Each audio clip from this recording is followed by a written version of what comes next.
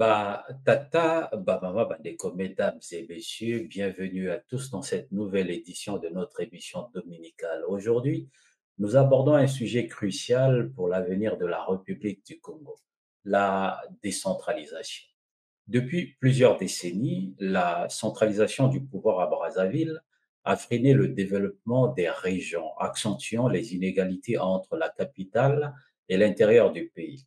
Pourtant, la décentralisation est un levier essentiel pour dynamiser l'économie locale, renforcer la démocratie et rapprocher la gestion publique des citoyens. Pourquoi la République du Congo tarde-t-elle à s'engager pleinement dans ce processus? Quels sont les défis et les perspectives de cette réforme tant attendue? Autant de questions que nous allons poser aujourd'hui à notre invité, Marien Ngombe, une personnalité bien connue du paysage associatif. Tata, Bama Bandeko, mesdames et messieurs, bienvenue sur Afrique TV. Monsieur Marien Ngombe, merci d'avoir accepté notre invitation, dominicale bien sûr, et comment allez-vous? Ça va bien, Espérance, et vous-même? Ça va très bien, comme un dimanche, bien sûr. Alors, comme Super. tu as dit, Dieu est, la dernière fois, tu avais dit quoi? Dieu est comment? Dieu est indulgent, que même si on Dieu est n'avait pas. indulgent. Donc, ça, c'est notre prière. J'espère que Dieu va écouter notre prière parce qu'on parle de la République du Congo, on parle de notre pays. C'est notre évangile de ce matin, parler de la République du Congo, parler de ce qui se passe au pays et essayer de toucher nos autorités pour voir ce qu'ils peuvent faire pour ce pays-là parce qu'on a l'impression qu'ils sont en train de dormir. Batata, Bamama, Badeko, mesdames et messieurs, bienvenue sur Afrique TV, votre chaîne d'opinion. La télé sur le web, pas comme les autres. Ici, vous avez la parole. Comme je disais, mon invité, il n'est plus à présenter face à Marien, donc nous allons parler de la décentralisation. Marien, je crois que tu as compris un peu mon introduction.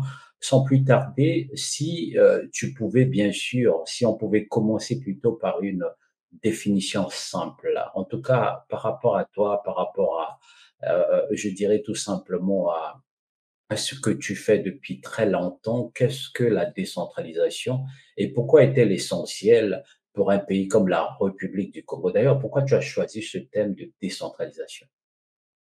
Déjà, merci encore pour l'invitation, Espérance. On va essayer d'épuiser différents thèmes. Il y a tellement de choses quand on parle d'un pays, des trajectoires d'un État. Donc, il fallait bien aller sur des sujets comme celui-là parce que ça me parle beaucoup. Ça parle de l'autonomisation des villes et du développement local. Et je pense qu'on devra passer par là pour parler de développement inclusif au Congo. Profite à tous les Congolais. De manière synthétique, donc la décentralisation, c'est le processus par lequel on transfère certaines prérogatives de l'État centralisé vers les autorités territoriales, c'est-à-dire vers la région, le département ou la commune. Donc quand on dit décentralisation, il y a décentralisation administrative, on transfère tout ce qui est service public, que ce soit géré localement, on transfère la décentralisation fiscale pour permettre aux villes, aux communes de lever l'impôt, d'avoir des ressources et de mettre en application leur vision pour leur développement local, et à la décentralisation politique, donner une autonomie réelle à nos élus afin qu'elles puissent agir sans avoir à en référer à chaque fois au ministre, à l'État centralisé à Brazzaville. Et je pense que c'est important pour notre pays parce que c'est de nouvelles formes de développement qu'il faut mettre en action, qu'il faut activer. Vous savez, la décentralisation au Congo a commencé depuis 2002, depuis un certain moment, avec l'appui des bailleurs de fonds. Mais même eux appellent de tous leurs voeux que tout se fasse de manière décentralisée. Parce que ça permettra de lutter contre certains maux qui minent le Congo, notamment la corruption, la mauvaise gestion. Et aussi, ça va fortifier notre démocratie parce que ça va impliquer le citoyen, entraîner une meilleure participation citoyenne. Et donc, c'est Mhm. toutes ces choses qui font qu'on peut travailler sur le développement du Congo parce que localement, proximité avec les concitoyens, on pourra, les administrés pourront demander aux élus des comptes parce qu'ils sont aux prises avec les réalités. Et après, on pourra aller même vers une coopération décentralisée. Et pour pouvoir faire tout ça, l'un des maillons principaux, l'une des pierres angulaires pour pouvoir le faire, l'une des pierres angulaires, c'est la décentralisation. Alors, l'une des pierres angulaires, comme tu viens de le dire, c'est la décentralisation. Si j'essaie un peu de récapituler, de dire en un mot ce que tu as essayé de nous faire comprendre au niveau de la décentralisation. Donc, on pourrait tout simplement dire que cette décentralisation, pour un pays comme la République du Congo, elle est essentielle, car par rapport à vos explications, elle favorise le développement local, améliore la gouvernance, renforce la participation citoyenne et permet une meilleure, je dirais, répartition des ressources sur l'ensemble du territoire, réduisant bien sûr ce que vous étiez en train de dire, les inégalités entre les régions. Alors, on va aller doucement, comme vous avez essayé de nous le dire, de nous le faire comprendre ici. Maria, ma deuxième question est simple. Quels sont les avantages concrets d'une décentralisation bien menée pour les citoyens congolais? En fait, concrètement, ça profitera à la population congolaise et ça permettra encore de lutter contre, les lourdeurs administratives et l'opacité dans la gestion de la chose publique. Parce qu'imaginez-vous que si on avait une décentralisation effective, que la Bwenza, que le Kwilu aient des fonds pour mettre en place des politiques d'emploi, pour dynamiser leurs chambres de commerce, pour détecter les besoins au niveau de la jeunesse, pour organiser tout cela.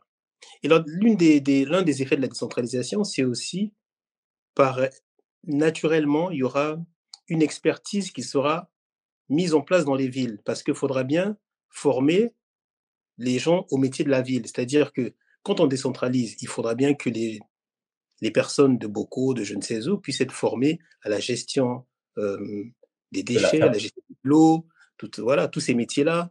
Des éducateurs spécialisés pour les insertions des jeunes, des paysagistes. Ça part de différents métiers qui concourent à la gestion de la ville. Et tout ça, la décentralisation le permettra parce que du coup, ça formera des administrés à avoir des compétences, en renforcement de compétences. Et surtout, encore une fois, c'est vraiment travailler sur le développement local. Et l'un des sujets importants quand on parle de décentralisation, c'est, comment on appelle ça? La personnalité juridique.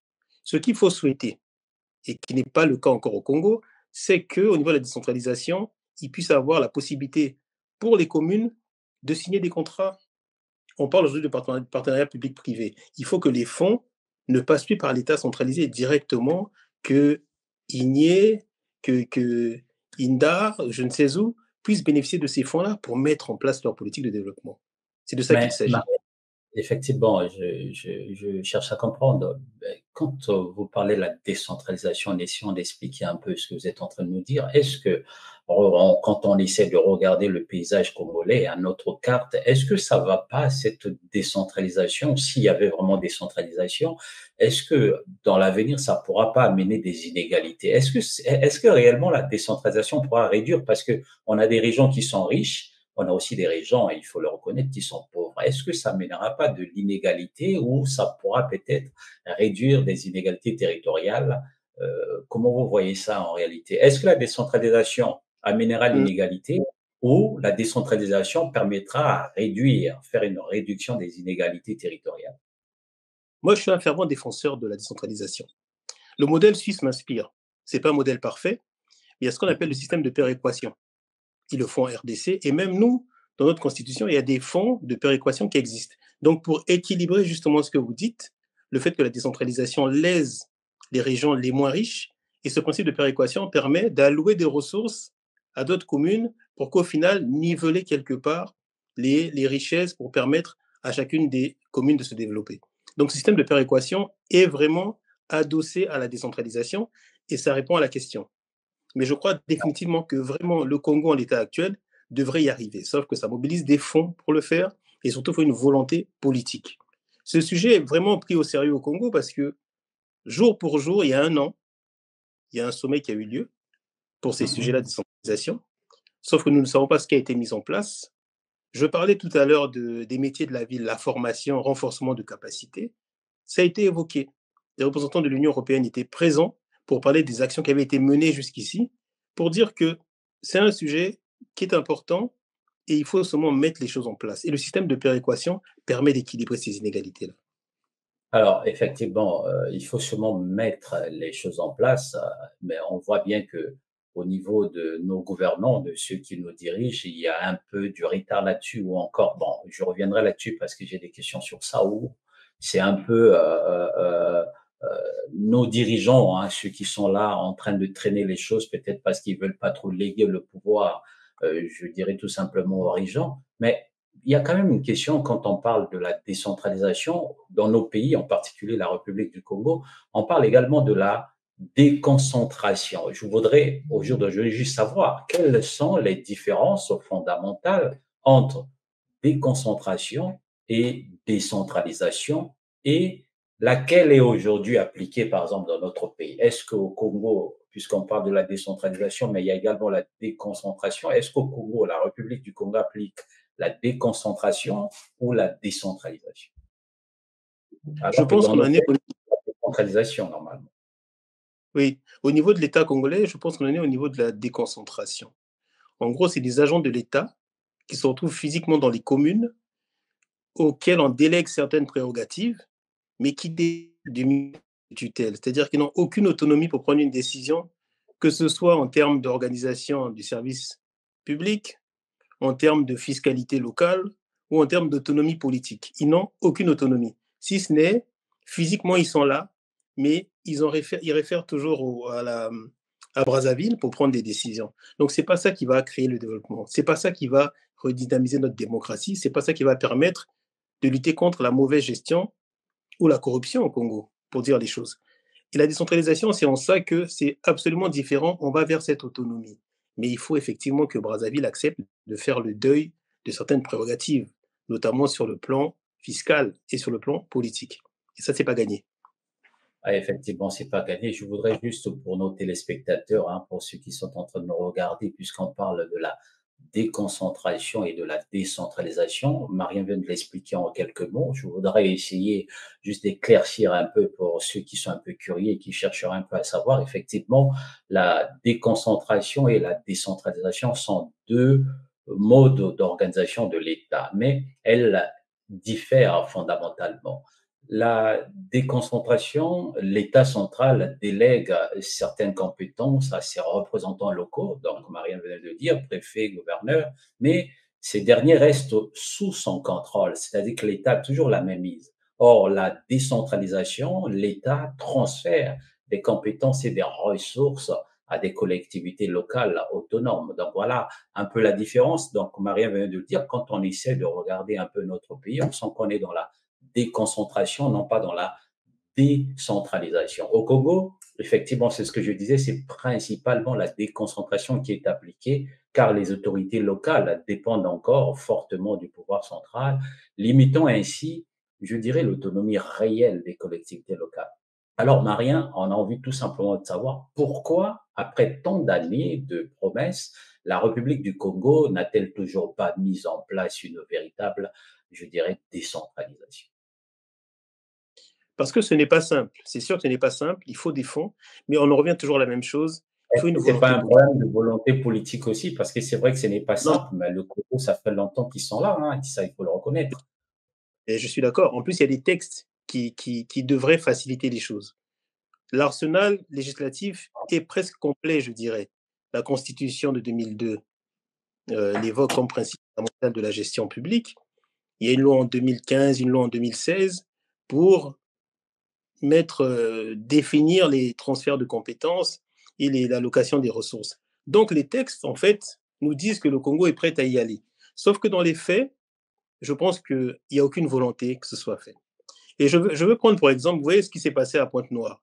Pointe-Noire, jusqu'ici, collectait l'impôt. Pointe-Noire collectait l'impôt, il faisait plutôt, ça permettait de créer une dynamique dans la ville de Pointe-Noire.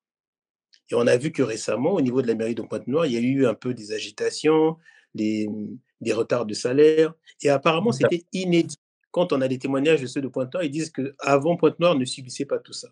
Pourquoi? Parce qu'il y a eu désormais la collecte de l'impôt qui a été redirigée vers Brazzaville. Bon, après, l'orthodoxie financière dit que c'est normal, que ça passe d'abord par le trésor public. Mais enfin, il faut une allocation quand même au niveau de nos communes, de villes, provinces, pour qu'elles puissent fonctionner. Du coup, le fait que Pointe-Noire ne collecte plus d'impôts montre bien qu'il y a un problème de volonté politique dans cette démarche-là. Que le fonds de péréquation dont je parle, qui existe dans notre constitution pour allouer des fonds aux régions, ne fonctionne pas. Donc, les textes sont là, mais la volonté politique n'y est pas. on est un peu contradictoire. On fait un pas en avant et 2 pas en arrière. C'est ça le Alors, problème. un pas en avant, 2 pas en arrière. J'ai une question simple d'ailleurs que je te demanderai, de répondre avec beaucoup de franchise. Je dirais que je sens inné en toi puisque tu as tendance à parler vraiment rien. Alors, on a essayé de comprendre un peu pourquoi ça bloquait, qu'est-ce qui ne marche pas? Moi, ma question est simple, hein. Qui bloque réellement la décentralisation? Est-ce que c'est l'administration, les élus locaux ou le pouvoir central? Non, le pouvoir central. L'histoire montre que, dans les années 90, il y a en fait, l'histoire a imposé au Congo le multipartisme, par exemple. Sauf que quand le Congo commence à prendre des décisions de manière, je dirais, souveraine, on se rend bien compte que le pouvoir n'est pas pour la décentralisation, n'est pas pour partager le pouvoir. Parce que la question, c'est celle-là, c'est le partage du pouvoir. C'est-à-dire qu'il faut désacraliser certaines fonctions, parce que c'est quoi l'esprit de la loi? C'est important de parler de l'esprit de la loi. La démarche de la décentralisation suppose que le président de la République accepte de se départir de certaines prérogatives, donc lui ou son gouvernement, ça revient au même, que l'exécutif accepte de donner plus de pouvoir aux régions. Et ce n'est pas dans l'ADN de ceux qui dirigent le Congo aujourd'hui. Pourtant, ce serait salvateur que d'aider cette décentralisation, ça profitera au Congo entier. Alors, est-ce qu'on ne pourra pas dire effectivement, mais il n'y a pas que l'État, on sait également notre administration, hein. Vous voyez, l'État, effectivement, il bloque un peu la décentralisation, faire de telle sorte que normalement on puisse avoir vraiment une décentralisation normale, mais il y a aussi un peu l'administration. Est-ce qu'en résumé, on ne pourra pas dire que c'est une combinaison d'un côté de la volonté politique limitée, résistance des élites et lourdeur administrative aussi. Dans nos pays, il y a quand même ce Moi, je ne côté-là, suis pas on sent d'accord de l'ordre administratif parce que qui la empêche peut-être cette véritable décentralisation, même s'il y a l'État qui est là. je suis d'accord. L'administration, vous parlez de la fonction publique, mais Oui, tout à fait, oui. c'est à l'État, c'est à la tête de donner le temps de sévir quand ça ne marche pas, de recruter selon les compétences, d'avoir une politique vraiment de services publics rentables, de faire d'avoir des services publics de qualité. Et en fait, au final, j'ai envie de dire que l'administration n'est que le reflet d'une forme de laxisme peut-être qui vient du sommet. Tout ça peut être régi si les lois sont appliquées, si les recrutements sont faits selon les compétences et si l'allocation des ressources est réellement faite, les choses fonctionnent normalement. Mais quand on n'a pas des salaires qui passent et on se rend compte qu'au sommet de l'État, on n'a pas des exemples non plus de rigueur ou de gestion, ben ça crée de la porosité dans le fonctionnement de l'administration. Ce ne sont que des dégâts Alors, collatéraux. OK, d'accord. Alors, bon, alors, on va aller dans le sens où l'État congolais va vraiment amorcer une vraie Mmh. décentralisation. Alors, Ça, si c'est l'État congolais veut vraiment amorcer une vraie décentralisation, j'ai envie de savoir, en tout cas, quels seraient les principaux obstacles à surmonter? déjà, il faut que juridiquement, vous savez, aujourd'hui, on n'a pas beaucoup de communes de plein exercice. Beaucoup de maires sont Mhm. nommés. Déjà, il faudrait qu'ils soient élus directement, votés par leurs concitoyens. Il y va de la crédibilité de l'élu et du rapport direct avec les concitoyens. Première Et chose. s'ils sont nommés, ils auront toujours cette reconnaissance vis-à-vis de l'État, c'est ça? Oui, je pense que ça crée toujours une dépendance, ça crée un lien qui fait que même la confiance des concitoyens n'est pas la même et ça les rend redevables. Il n'y a rien de pire qu'un élu qui est redevable. Donc moi, je pense qu'il faut le suffrage direct que les concitoyens votent et il faut après une personnalité juridique.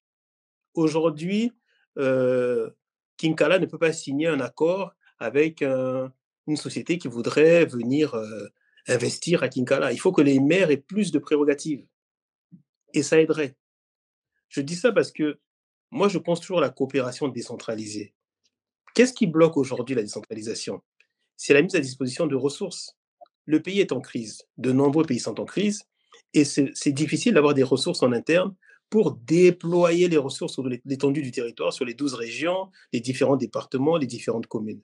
Mais si les élus peuvent contracter en leur nom, ils pourront faire des partenariats pour être accompagnés et même les bailleurs de fonds de ce partenariat-là. Ils auront directement un interlocuteur. Les élus de Boko, ils vont voir les réalités de Boko, l'attractivité de Boko, Ils pourront investir sur, je ne sais pas moi, certaines cultures, parce qu'à beaucoup, il y a un microclimat. Ils pourront travailler sur le dynamisme d'un village comme Makwa, d'une ville comme Makwa, parce que l'équateur passe par là. Il y a un tourisme des villes par lesquelles passe l'équateur, par exemple. Ça peut attirer des investisseurs. Je pense que c'est vraiment ça. Et la décentralisation va créer une émulation, parce que la Bwenza voudra montrer qu'il y a un dynamisme en termes d'insertion de la jeunesse, de création de l'emploi. Le Kwilu voudra faire pareil. Et ça va éviter d'avoir un fonctionnement amorphe où on attend tout de Brazzaville. Aujourd'hui, les villes, les communes, si Brazzaville n'envoie pas les allocations pour payer les administrés, il ne se passe rien. C'est une léthargie totale. Et il faut ce dynamisme-là. Et par-dessus tout, au final, ça paraît anodin, mais ça ne l'est pas, ça permet de dynamiser la démocratie. Il faut une participation citoyenne. Et là, ça crée aussi un dynamisme qui profite finalement au développement local et au final au développement du pays. Alors, comme on sait qu'effectivement, il n'y a pas vraiment de la volonté politique, parce que s'il y avait de la Ouais. volonté, pourquoi il n'y a pas de la volonté politique? Parce que tout simplement, les politiques craignent de perdre leur influence. Mais effectivement, au jour d'aujourd'hui, on parle de la démocratie. Chez nous, il y a les députés et puis il y a l'Assemblée nationale. Pourquoi nos députés qui sont à l'Assemblée nationale ne pulsent pas, ne partent pas dans ce sens-là pour imposer aux politiques, bien sûr, aux gouvernants, à ceux qui nous dirigent, le président et son gouvernement, de passer petit à petit à l'étape de décentralisation. Parce que c'est vrai, puisque je disais, en réalité, qu'est-ce qui peut empêcher vraiment qu'il y ait de la décentralisation dans nos pays? Bon, ça, on le sait, je venais de dire tout à l'heure, il y a la résistance politique, il y a aussi le côté de financement. Il faut reconnaître en ce moment-là, on a un problème de financement. Le Congo est en train de traverser quand même une crise économique, hein, même si on ne peut pas le dire. Mais moi, je dis, le financement, c'est après, mais c'est beaucoup plus le côté politique. Le politique laisse la chose comme ça parce qu'il ne veut pas que ça évolue, parce que en déléguant le pouvoir aux régents, il perd quelque chose que ça pourra peut-être l'échapper, non? Qu'est-ce que tu en penses, Non, normalement? mais tout à fait. Mais les ressources financières, c'est un vrai sujet. Parce qu'en donnant une autonomie aux communes et aux régions qui peuvent avoir directement de l'argent des bailleurs de fonds, c'est de l'argent qui échappe à l'État centralisé. Il y a eu un programme, par exemple, Ville résiliente en Afrique. Dakar en a bénéficié, Brazza, Pointe-Noire, pour aider sur l'urbanisation des villes, sur lutter contre le changement climatique, par rapport aux inondations, aux érosions. C'est des sujets qui font que des bailleurs de fonds, enfin, et les institutions internationales mettent de l'argent vers l'Afrique. Et si les communes peuvent bénéficier de ces fonds-là sans que ça passe par Brazzaville, je prends un raccourci quand je dis Brazzaville, ben ça échappe en fait au contrôle. Vous imaginez? Et donc, il y a plein de programmes comme ça qui échappent au contrôle. Donc, on veut vraiment contrôler les deniers publics à 100%. Ça, c'est un sujet. Et ensuite, effectivement, si je parlais d'autonomie, si les élus sont élus directement, disposent de fonds, et après sont soutenus par leurs concitoyens, vous imaginez la liberté que peut avoir un député? Aujourd'hui, les députés ne sont pas libres. Ils sont redevables de, de, de leur parti. Et la fonction de député aujourd'hui, certains essaient de proposer des lois, mais c'est une fonction qui est assez caricaturée dans notre pays. Les députés se résument aux descentes parlementaires, comme on les appelle, pour offrir des brouettes et des seaux d'eau. Mais le débat public est un peu manque Une petite parenthèse, hein, d'intérêt. une petite parenthèse sur les députés. Est-ce que c'est vraiment le rôle de député de descendre et puis aller offrir, comme tu venais de le dire, les brouettes, les pelles, les marteaux et j'en passe, les sacs de riz et tout ce qui va avec? Est-ce que réellement c'est vraiment le rôle d'un député? C'est le rôle de l'État, justement. Et donc là où l'État est démissionnaire, le député essaie de pallier. Donc je me fais un peu l'avocat du diable. C'est le rôle de l'État.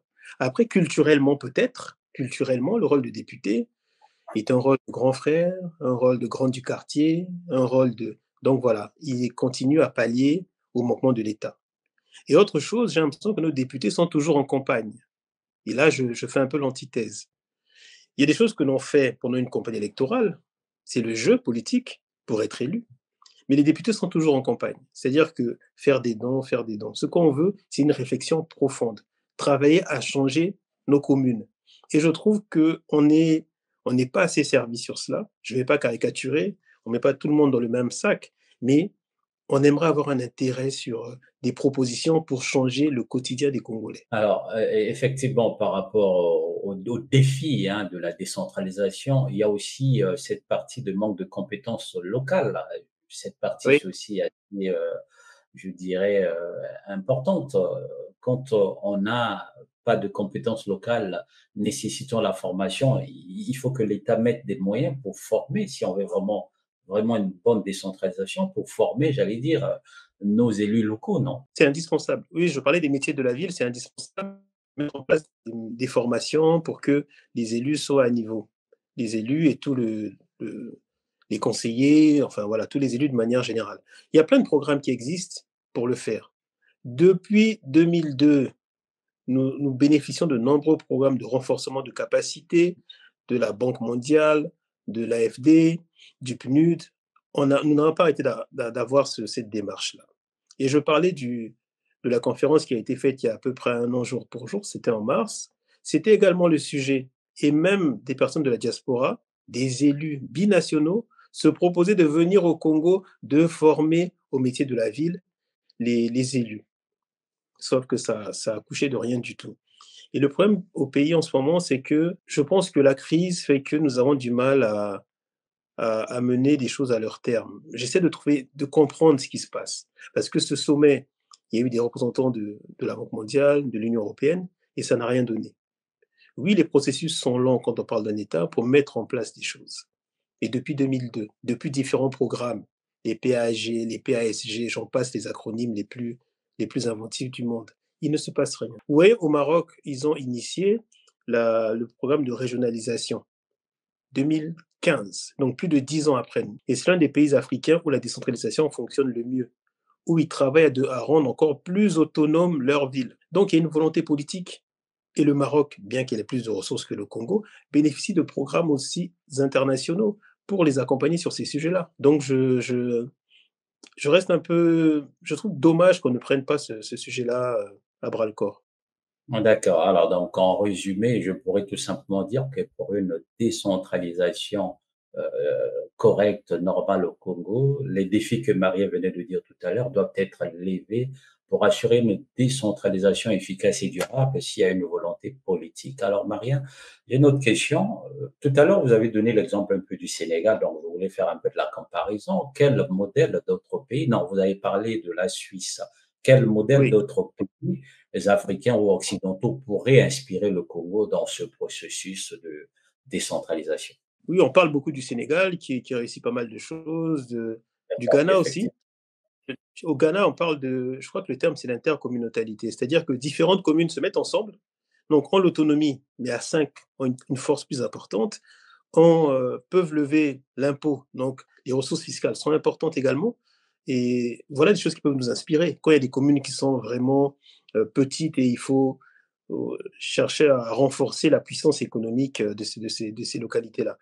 Mais Ouais. le Vous Maroc, avez parlé, vous avez parlé de Sénégal, sans te couper, effectivement, la oui, décentralisation au Sénégal est progressive avec des oui, collectivités locales autonomes et un fonds de dotation pour financer les communes en question.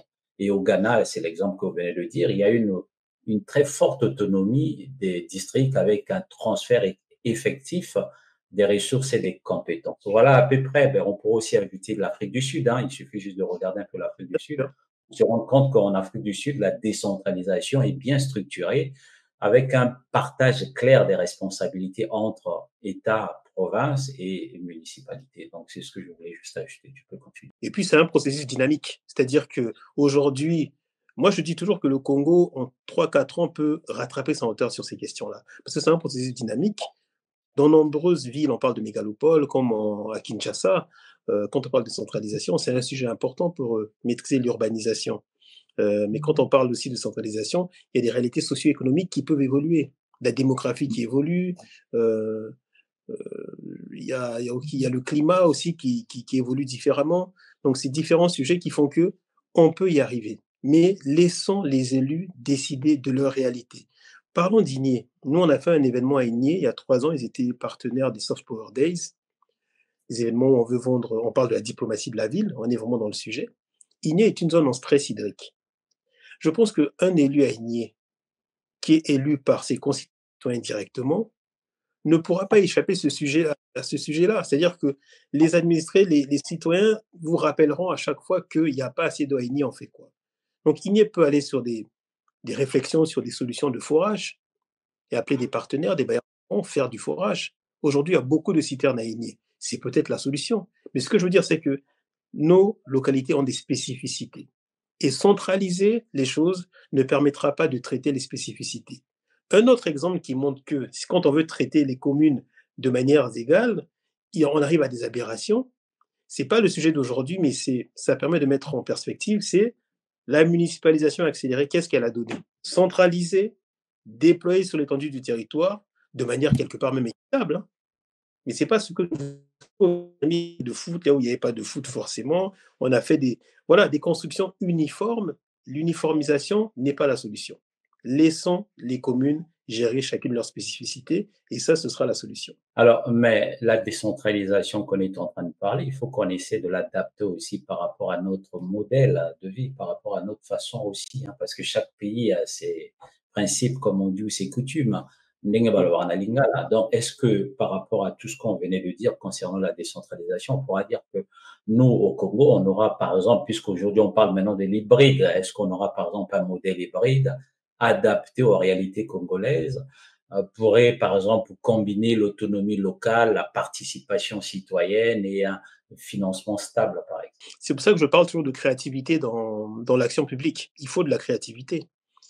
Souvent, on fait du copier-coller. Jusqu'ici, on a fonctionné en copier-coller. Oui, il faut prendre le temps, réunir des spécialistes de différents domaines, des chercheurs de différents domaines, des sociologues, des fiscalistes, même des philosophes, pour repenser un système de décentralisation propre à nous. Mais une chose est simple, c'est qu'il faudra former les élus à ces sujets qui sont très particuliers sur la gestion de la ville. Et il faudra penser à une fiscalité peut-être propre, je ne sais pas. Mais déjà, une chose qui est pas mal, je vois en RDC, ils ont le principe de pondération, de péréquation pour voir comment allouer les ressources. Je sais que, si je ne me trompe pas, là-bas, donc, les communes peuvent prélever l'impôt. Je crois qu'elles gardent 60% et 40% repart vers l'État centralisé. Il y a différents fonctionnements comme ça. Rien que ça, c'est à nous d'adapter. Ils ont un compte de péréquation. Je pense qu'il y a 10% à chaque fois qui vont vers les régions. C'est à vérifier. Mais je veux dire, c'est Alors, qu'il faut une invention dans ces choses-là. ok, Maria. Bon, tout à l'heure, quand on a commencé, vous avez parlé un peu de la corruption. Pour ça, la Mm. décentralisation, on a sauté tant qu'on ne va pas éradiquer ce côté-là de la corruption. D'où ma question, et tu le sais très bien avec moi, que la corruption et le clientélisme sont souvent cités comme des freins à la décentralisation. Comment peut-on Mm. garantir une gouvernance locale transparente, par exemple? Moi, je pense que le simple fait de faire que les élus basent à la nommer réellement, c'est déjà Mhm. lutter contre la corruption. C'est-à-dire que c'est le fait de mettre ça en place, de laisser des élections transparentes, c'est un vrai sujet, hein, que les élus soient nommés comme ça, soient élus, naturellement, ça va réduire. Déjà, vous savez, même quand il y a des projets qui sont menés, le fait que ça vienne de Brazzaville, différents niveaux avant que ça arrive au niveau des collectivités, multiplie les risques de corruption, de clientélisme. Il faut que les fonds arrivent directement au niveau des communes. Moi, idéalement, il faudrait que l'impôt soit levé par les communes. Ce mot est coté directement. Le maire a dit Mongo, ou le préfet, ou le sous-préfet, c'est directement arrivé à ce niveau-là. À mon avis, c'est géré plus simplement. Et le maire rend des comptes. Moi, je parle encore de la Suisse. Là-bas, ils font des fois des référendums locaux. Ah, Bolingo, ça, la bon, référendum local. Tous les gens de Kinkala vont voter. Ils ont leurs prérogatives à eux. Il y en appelle aussi des consultations populaires. Ah, tu dis, bon, c'est très clair. Comment ceci? Parce que quand ça rentre dans un fond, un puissant fond, on ne sait plus d'où vient l'argent. Moi, j'ai vu un ministre de, de la communication dire que oui, ben, la redevance, ça rentre finalement dans un tout. Après, nous, on ne bénéficie pas de cette redevance-là. C'est cette histoire du tout, la question. C'est éviter ce tout-là qui rend des choses, on ne sait plus quelle est la source et quelles sont les destinations des fonds qui sont mis à disposition. Mais si vraiment, Basile, Mbongo Bango directement, ils sont élus, ils sont redevables vis-à-vis du peuple, ils sont contrôlés, évalués, logiquement, ça va réduire le clientélisme et la corruption. Mais Marien, là, on vient de parler de la corruption. Le président a beaucoup parlé sur ce sujet d'ailleurs depuis très longtemps. Ben, j'ai juste envie de savoir, je crois qu'ils sont en train de nous regarder et nous écouter. À quand la sanction anticorruption? C'est-à-dire que une loi appliquée et des poursuites judiciaires, par exemple, parce qu'il faut le reconnaître, on ne pourra pas dire qu'il n'y a pas la corruption dans ce pays. Si, il y en a. Mais si on n'applique pas les sanctions anticorruption, ça va être difficile, par exemple, de mettre au moins une décentralisation en place. Ça, c'est un vrai sujet qu'on ne pourra pas épuiser aujourd'hui. Mais il y a aussi un ministère de lutte contre les antivaleurs, non, si je ne me trompe pas. Bah, ça n'a jamais fonctionné. Rapport. Effectivement, il y a On des attend, autorités dessus pour voilà. les antivaleurs, oui. Le problème, c'est qu'on a beaucoup de belles idées et de manière concrète, il ne se passe rien. Alors, j'ai peut-être pas une dernière question, avant une dernière question, si tu me permets, mais je pense que cette question est, pour moi, je trouve qu'elle est importante et cruciale. Là, on a parlé vraiment de la décentralisation. On a regardé un peu les tenants et les aboutissants. Comment peut-on faire pour que vraiment, s'il y a de la volonté politique, on puisse vraiment décentraliser notre pays. Mais il y a un sujet qui est important, Marielle. Dans un pays où les conflits ethniques et politiques sont récurrents, la décentralisation ne risque-t-elle pas d'aggraver ces tensions? C'est vrai que c'est une vraie question. C'est une vraie question parce que l'histoire du Congo, l'histoire récente a fait que le tribalisme est exacerbé. Il est là. On n'en parle pas souvent, mais il est là. Et moi qui parle souvent de la Suisse, je dis que ça peut être un modèle intéressant, même si c'est pas comparable, parce que c'est un pays qui est pacifié, qui a une vraie culture civique, mais c'est un pays qui est multiculturel, où il y a 4 langues nationales, le français, l'allemand, l'anglais, non, le français, l'allemand, l'italien et le romanche, une langue qui est parlée en Suisse. Et je me dis qu'au Congo, paradoxalement, hein, on aurait tendance à se dire qu'on va redistribuer, qu'on va travailler sur la décentralisation, les zones les moins riches, les régions les moins riches pourraient mal voir le fait que certaines régions soient avantagées, malgré le Mhm. principe de par la péréquation. Ça peut exacerber les tensions. C'est une réalité. Mais moi, paradoxalement, je pense que c'est une solution. Pourquoi je dis ça? Parce qu'aujourd'hui, le Congo, malheureusement, c'est le ressenti de beaucoup de Congolais, le pouvoir est confisqué par un groupe ethnique. C'est un ressenti qui est fort. Et je pense que la décentralisation permettra quoi? De dire, voilà, Mbongo Ekoti, na bato le Kwilu, bâtiment on a Bango, parce qu'il lève l'impôt. Bino bato la Bwenza, vous levez l'impôt. Je vais utiliser une formule qui est un peu délicate, mais l'idée c'est de dire, bon, prenez soin des vôtres sans condamner le pouvoir centralisé et montrez-nous que vous êtes patriote, que vous aimez. Et ça va créer une émulation justement entre la cuvette ouest de la Sangha et de je ne sais où, dire voilà comment nous gérons la chose publique, voilà comment nous sommes engagés. Parce que le tribalisme existe et ce sentiment de confiscation de pouvoir est fort et de plus en plus fort. Et la décentralisation permettra cela, de dire que voilà, toutes les régions maintenant sont dotées de ressources et votre politique de développement, occupez-vous de la jeunesse, créez de l'emploi. Ah, donc, en résumé, si je comprends ce que vous avez essayé de donner comme réponse, on pourra dire oui, la décentralisation peut aggraver les tensions ethniques et politiques si elle est mal gérée. Cependant, en vous écoutant, elle peut aussi être une solution en favorisant une repartition équitable des ressources et une meilleure inclusion, si j'ai bien compris, des communautés locales. Je crois que c'est ça ce que vous avez voulu dire, hein. C'est exactement ça. C'est exactement ça. Alors Je donc, pense, allez-y. je disais juste que c'est un pari à prendre. Donc, pour éviter les conflits, il faut un cadre légal clair pour éviter les rivalités de pouvoir, une répartition juste des ressources entre les régions, un dialogue intercommunautaire pour renforcer la cohésion nationale. Bien appliquée, la décentralisation peut stabiliser plutôt qu'exaspérer les tensions. Alors, ma dernière question, je pense que c'est ma dernière question, ou peut-être l'avant-dernière question. Marien, si vous aviez une seule réforme prioritaire à proposer pour accélérer la décentralisation, quelle serait-elle? Alors, la première réforme, moi, c'est vraiment la question de l'autonomie Une seule, qui hein, une ah, seule, une seule, une une seule. seule. Alors, faire que les les élus locaux soient tous votés par les citoyens, aucune nomination.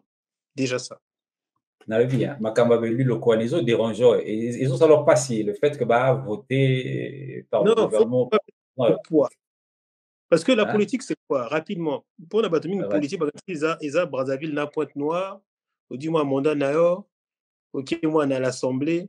La politique, c'est être aux prises avec les réalités. Et moi, je dirais même, jeune Mingi, il faut les laisser des fois 6 mois à Brazzaville.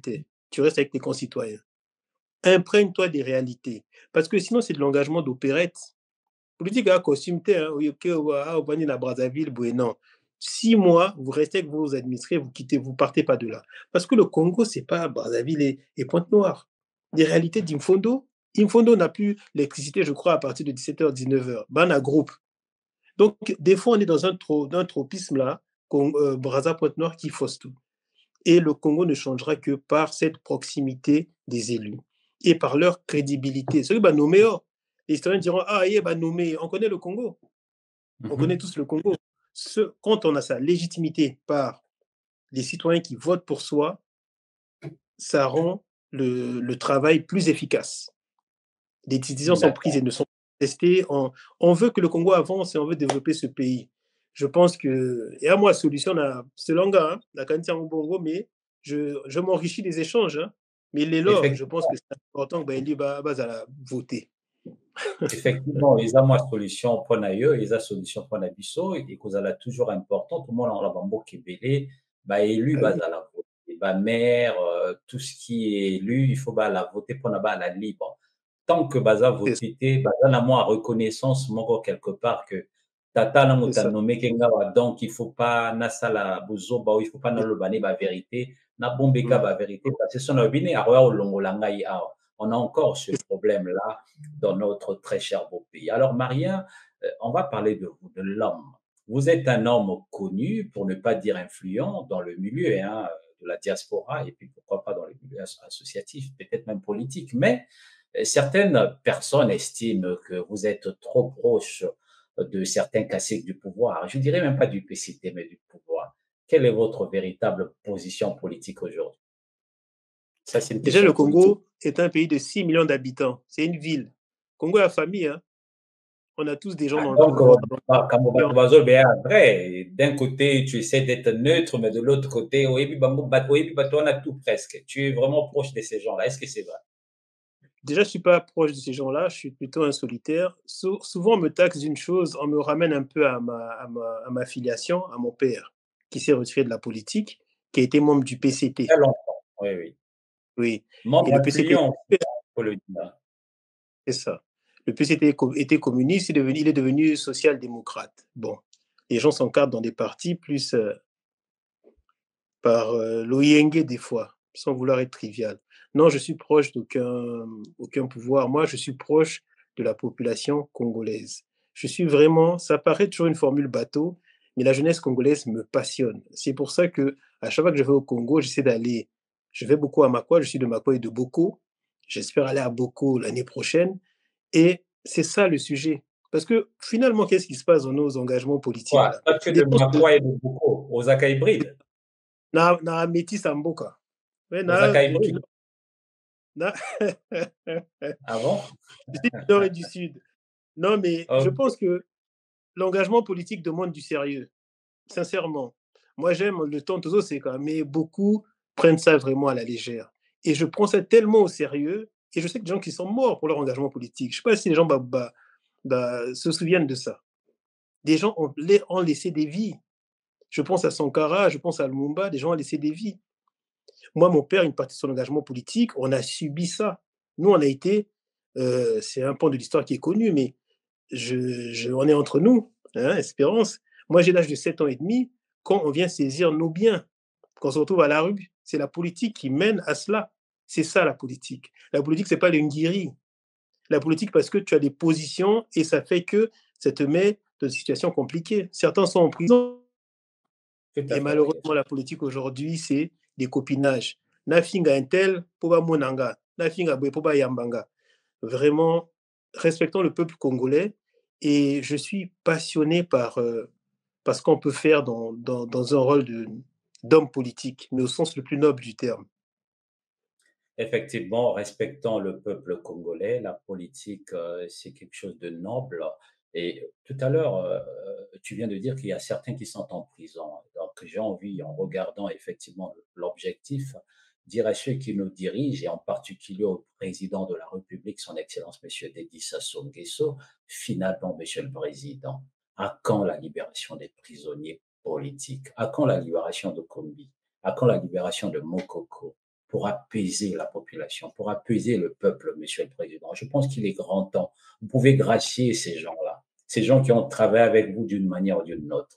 Bah, Tata, bah, Maman, Bandeko, mesdames et messieurs, Monsieur Marien, j'ai une dernière question concernant effectivement le président de la République. Denis Sassou Nguesso est au pouvoir depuis 1979, hormis une parenthèse entre 1992 et 1997. Il cumule donc près de 40 ans au sommet de l'État et aujourd'hui âgé de plus de 80 ans. Paradoxalement, il faut dire les choses puisqu'on le voit, le timonier, le patriarche, en 2026, il pourrait encore être candidat à la présidence. Selon vous, après tant d'années au pouvoir, peut-il encore incarner l'avenir du Congo? Une question simple et répondre polé polé. Vraiment, est-ce qu'il peut encore incarner l'avenir du Congo, monsieur le président de la République? Je pense qu'à un certain âge, mon père est de la même génération, on ne peut plus incarner l'avenir. Et c'est pas faire offense que de dire ça, mais il peut incarner la transmission. Il faut souhaiter qu'il incarne la transmission. On ne peut pas incarner l'avenir, tout le temps et même moi, mes rêves, moi j'ai bientôt 50 ans, les rêves que j'avais à 20 ans ne sont pas les mêmes qu'à 50 ans. Donc il avait une dynamique, une énergie à un certain âge, aujourd'hui, la nature veut qu'il soit vers la fin de sa vie. Donc, il faut penser transmission. Il ne peut plus incarner l'avenir. Ce serait mentir que de le dire, ce serait se mentir que de le croire. Alors, après 40 ans de pouvoir, le président de la République, Denis Sassou Nguesso, incarne, permettez-moi avec beaucoup de respect, la stagnation plutôt que l'avenir du Congo. À plus de 80 ans, il n'a plus rien de nouveau à offrir aux Congolais. Le pays a besoin de changements, de nouvelles idées et d'une nouvelle génération de dirigeants pour sortir de la crise et avancer vers un vrai développement. Monsieur le Président, pardon, kendo pema, prends notre maman, bokenda partout na Congo, ezamboka na bino. Tika biso même moto moko apesi ete soki olingi, même par exemple demain le Congo au service de la nation, osali mpe ebele, bazokosa yo, bato oyo tobana nsima na yo wana. Bientôt baélection kozala so candidat.